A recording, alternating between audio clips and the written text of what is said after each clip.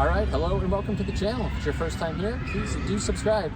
Today, we are going to be doing our long-awaited, slightly overdue, 6-month review of our R1S. We'll talk about all the things that we are absolutely loving about it, some of the things that could maybe be better.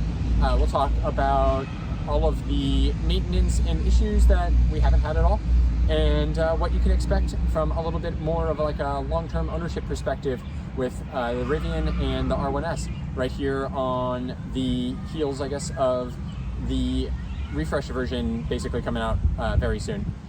So come along with us and let's drive.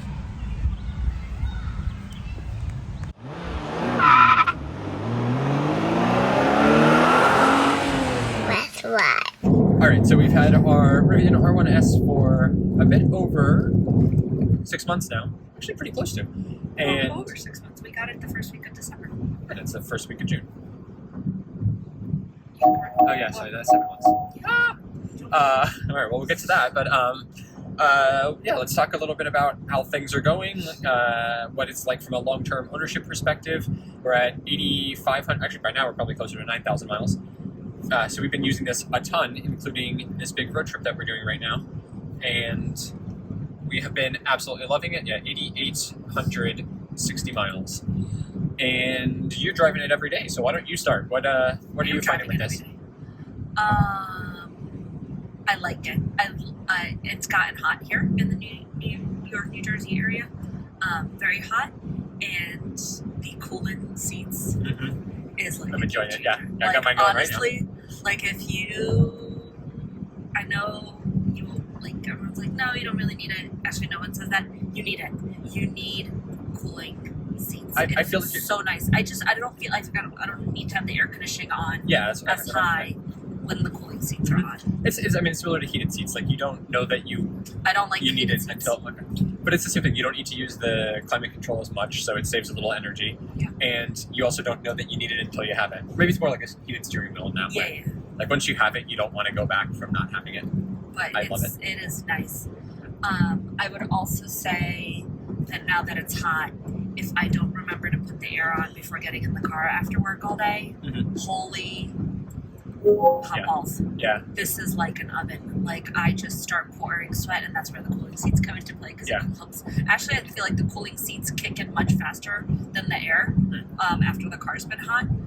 But I've actually now like set a calendar reminder to pop up, saying like I'm 10 minutes out from my expected departure time to put on the air, because with all the amount of glass and there's no shade, I've tried to park by the time I get to work, all of the shaded spots are taken, and there's like 4 of them, and I try to park where I think it's going to be kind of more shaded, and it's just bad. I mean, I feel like this is more tinted than the Tesla one is, but it still gets just like it helps a little bit when you're in it, but not when it's just sitting in the sun. No. And it hits up, and then the cabin is so huge it takes forever to cool it down. So the cooled seats help a lot with that. I think you can actually schedule in the app climate to come on at a certain time each day. The problem is I don't always know when I'm going to leave. Yeah. I guess I could and just have it done. I would just want, I know we're not doing about the Tesla, but just one comment on the Tesla.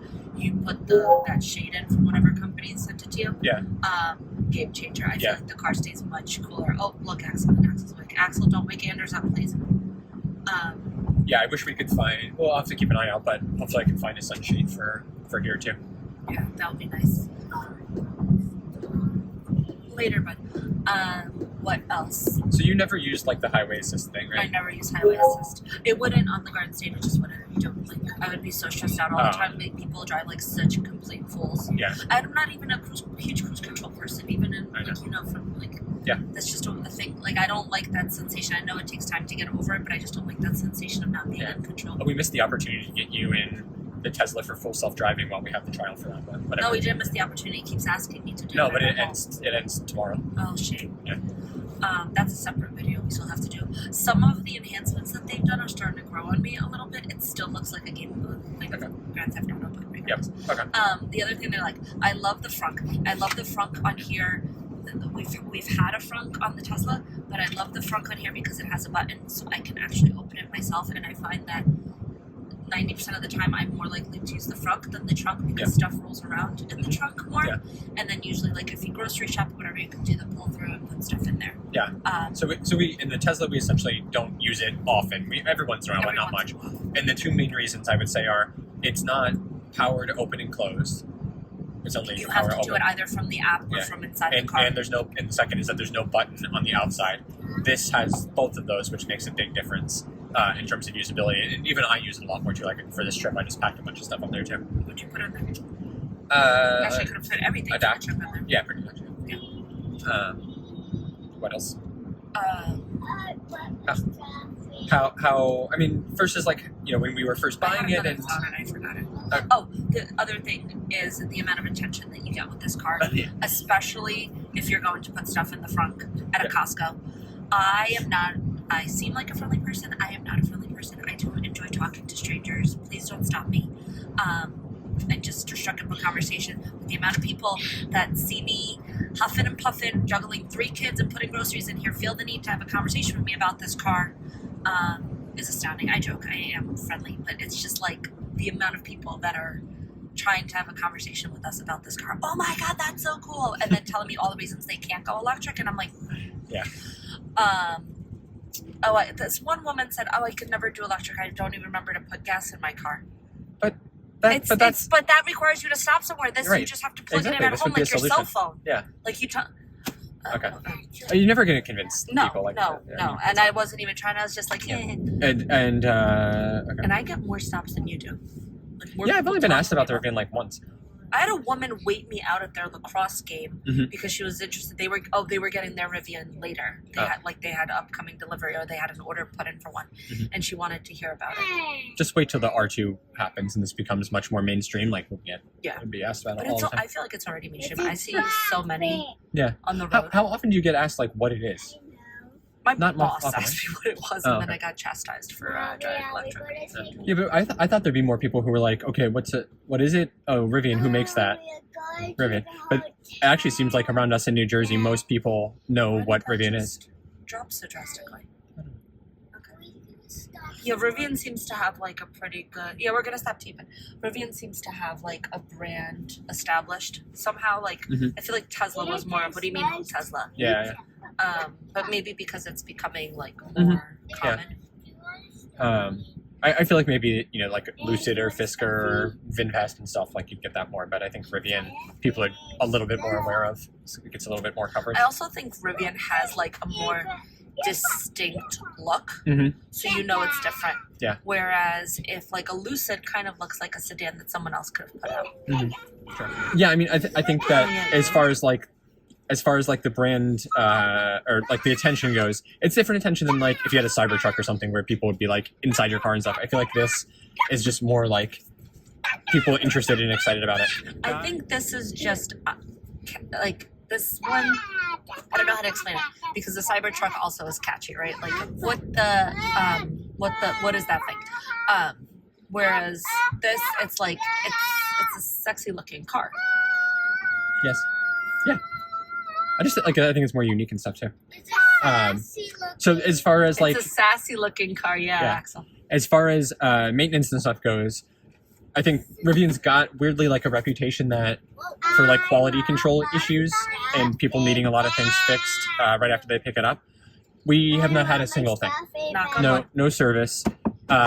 Two little things. One I had to call mobile service once because Arlo messed with the door and got it in like the locked position even though the door was open, and I didn't realize that you basically just needed to pull the handle a certain way to unlatch it, and they helped me through that eventually. But like they were sort of confused in the first place too.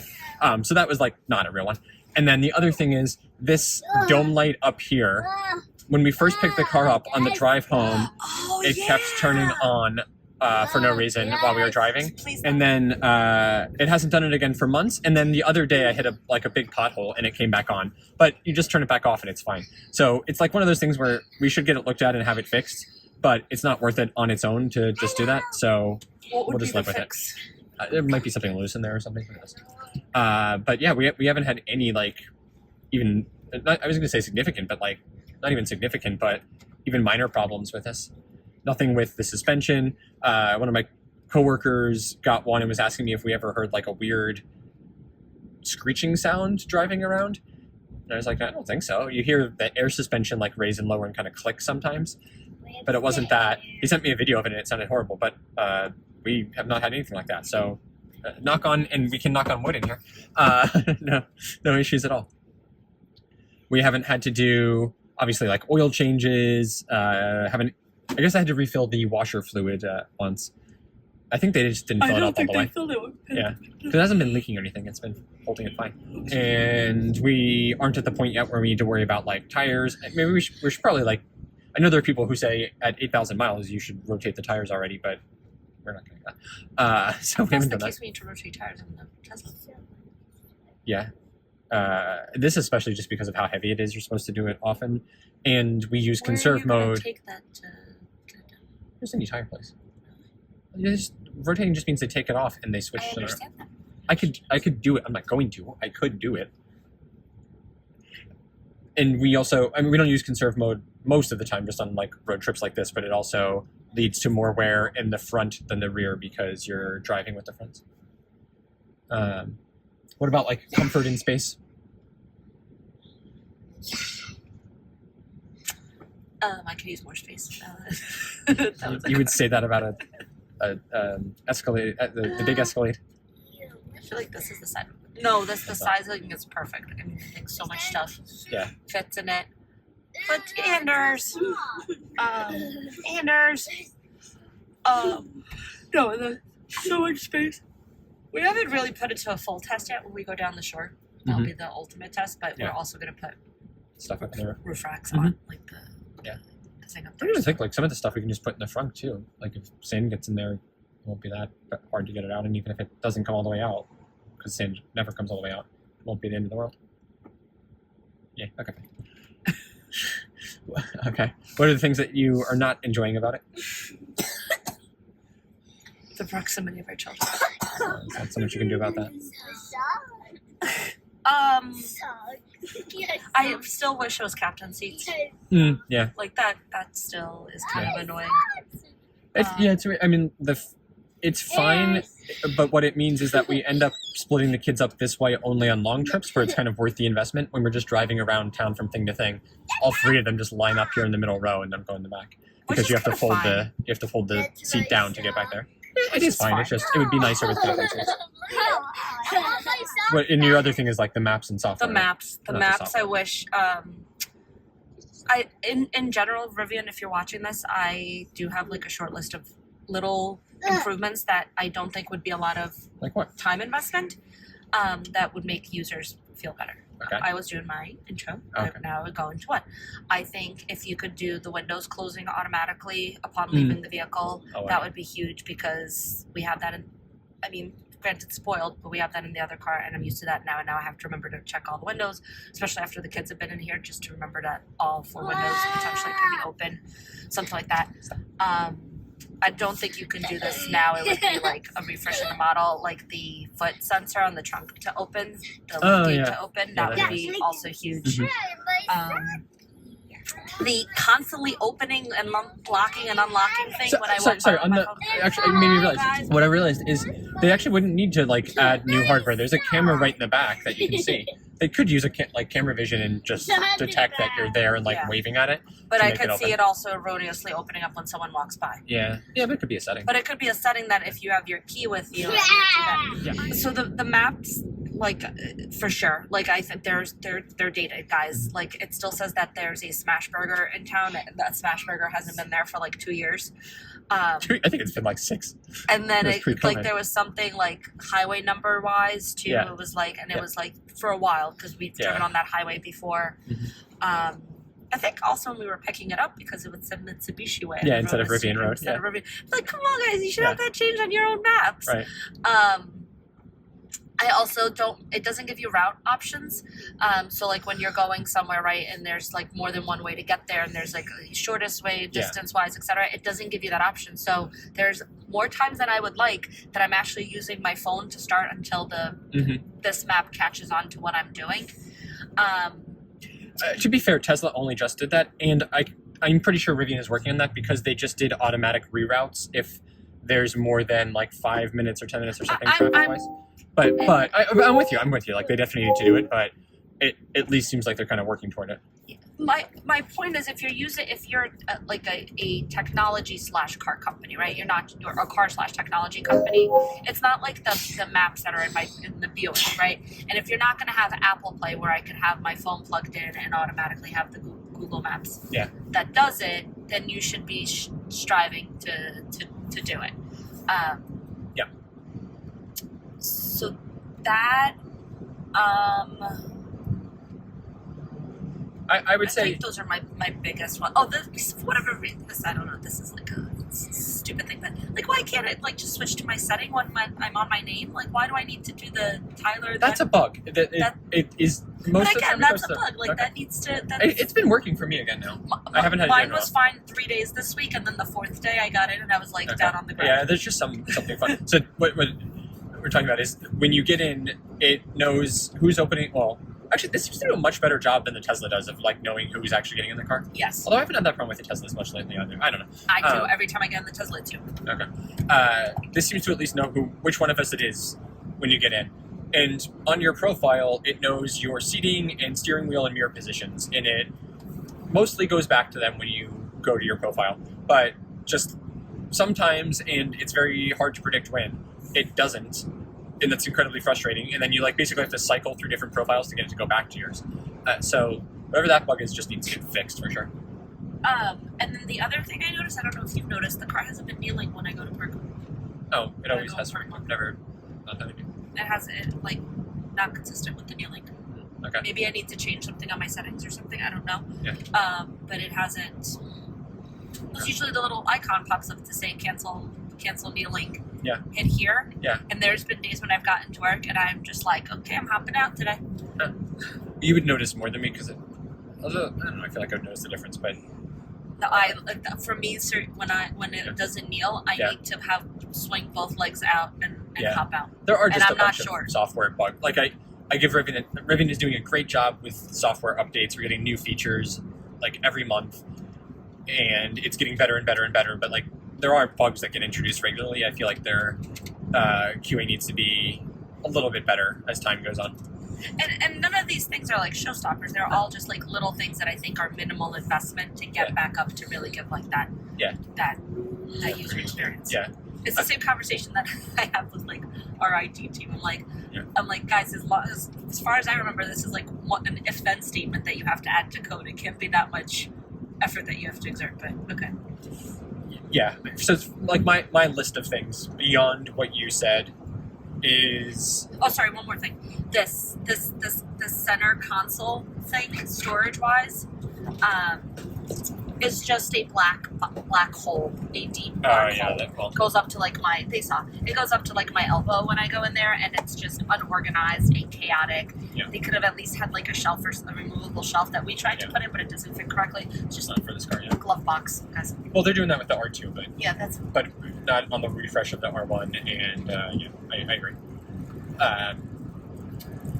My list beyond those things would be the media, like video options and additional audio playback, and those things are all coming, and they've already confirmed it, so that's great. Highway, what's it called? Highway Plus? Highway Driver Plus Assistance? Can't remember the name. It's a very generic name, but Rivian's version of driver assistance for the highway. It is good, but it's very limited. It's limited in terms of like the roads that you can use it on, so I would like for them to expand it to more. And then it feels very almost like rigid in the way that it's implemented. It feels like very generation 1 of the software that you would build for highway assist. Like it's basically just doing lane centering and locking you exactly to where it thinks you should be. So you can you have a little bit of ability to kind of scooch in the lane. So like I'm kind of taking this to the left a little bit. I can take it, but like the second you go more than about 2 degrees off of the center axis of the steering wheel, it takes it off. And and then like there's also just times it wants to disengage when you're coming up to like a big turn, or when there's lanes merging, or where the highway's dividing and stuff. Construction, yeah. Like it's not very resilient to any non-normal road conditions.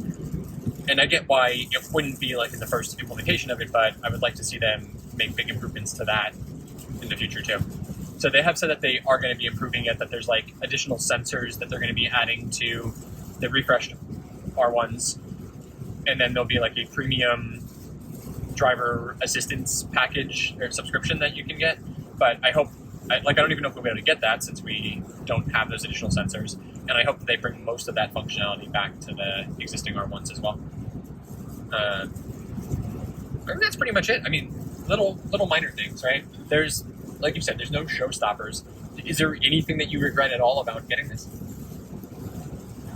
Like if you had the opportunity to do it again tomorrow. Yeah, absolutely. As long as this color combination is available. Oh yeah, well it's not. We have the.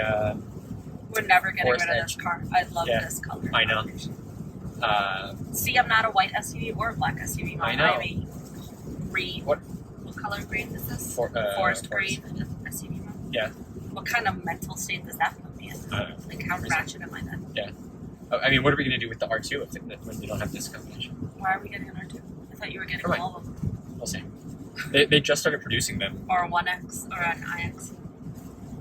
I'd be honest, I would rather get a BMW than a BMW. Well, we'll have to see what things look like at that point. But based off of this, I would definitely... my leading contender right now is the R2 just because of how much I am enjoying this Rivian, how much I like the brand, and just like the things that they're doing. So there you go. Let me know in the comments below, like what things do you want to know more about now that we are super comfortable and familiar with this and we're using it on a daily basis, and we've done a bunch of mixed around town driving, commutes, longer weekend drives, road trips and stuff. What can we tell you more about? What do you want to know?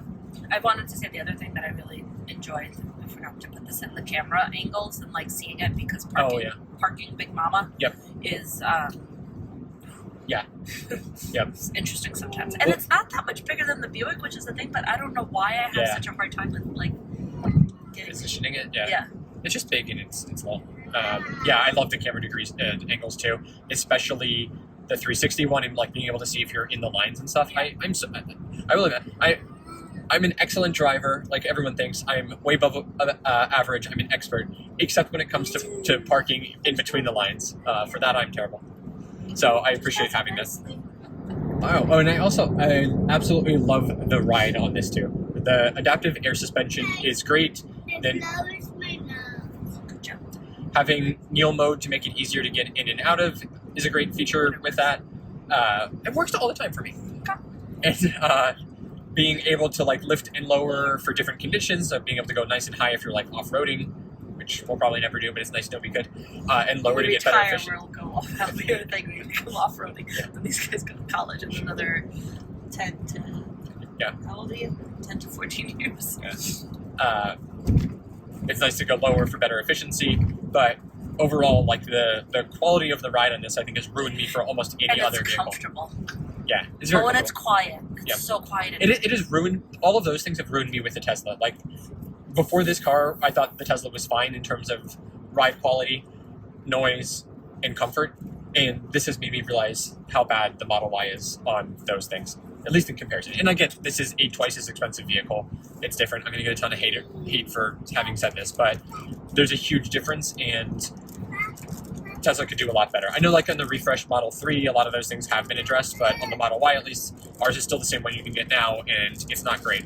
Ride quality is harsh and bumpy. Tesla is not a cheap vehicle. It's not. No, it's not cheap, but it's not like luxury either. Yeah, but it's not. You can't say. I don't know where everybody is. You can't say that you got a Yaris. Do you know what I mean? Like, you didn't get a Yaris. You didn't. I know. Things that it's like the equivalent of a 3 Series. It's pricing of a 3 Series, pricing of a 3 Series, if not a 5 Series. It should have the same. It's close to a 5 Series. Okay, then it's the same as a 3 Series, and a 3 Series felt much moderate. It's noticeably less than a 3 Series now. You have to remember, we bought ours when it was over 60. They're like in the 50s now, plus tax credit. Most people are getting them in the 40s. Yeah, but how much is a 3 Series now? I guess a 3 Series is probably fine. Okay, fine. Anyway, not a thing, not a point to argue on it anyway, but I get what you're saying. There's it, yes. If you compare it to like something like that, it is a stark difference. The BMW 3 Series starts at 44.5. Holy cow, that's a lot. Yeah, that's the GP one. What's the point? So, but like the harshness of the ride, you get so much road and wind noise in the Model Y, and I mean this is this. So loud, quiet you can hear a it's- yawn. It's not that loud. It could be better. I was talking about the passengers. Oh, okay. And then the ride, and then the comfort, right? Like the seats in here are a lot more comfortable too. I don't mind, like the Model Y, I'm always comfortable in a long drive. Like I never get somewhere and feel fatigued or super uncomfortable, but this is a different level.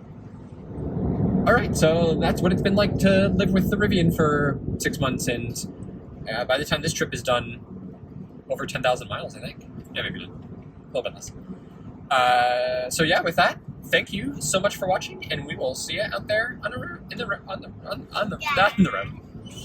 Yeah.